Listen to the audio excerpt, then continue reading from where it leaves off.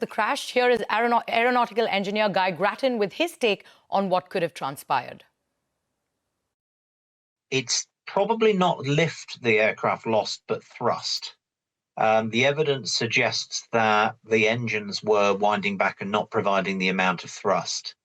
That requires the pilot, while they try to resolve the thrust problem, to slow the aircraft down. And it does look like that was happening.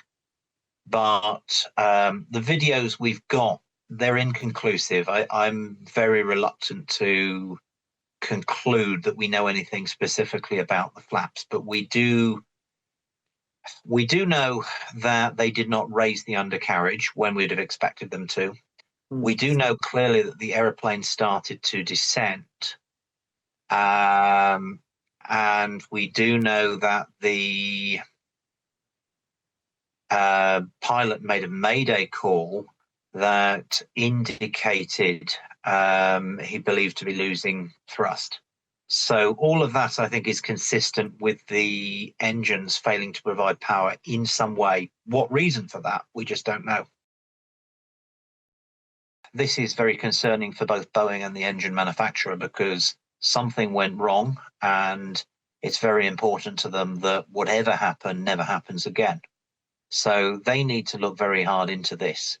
I suspect one of the first areas of great interest is going to be what they can get from the cockpit voice recorder, because by hearing what the captain and his first officer were saying to each other, they will get a very good idea of what in the cockpit was believed to be going wrong, and the descriptions as they went through it of what actions those two pilots took to try and resolve the situation.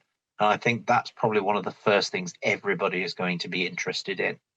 Further from that, of course, the flight data recorder will have in the order of 1,000 parameters of information about how everything significant on the aeroplane was functioning.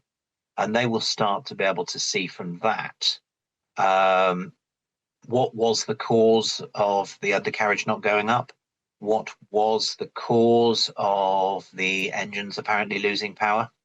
And from this, they can start to piece together a picture of the events that led to this awful tragedy. On that note, it is time for us to head into a short break. But coming up next, Israel attacks Iran's nuclear sites and military leadership in a major attack involving 200 fighter jets. More details when we return. Stay tuned.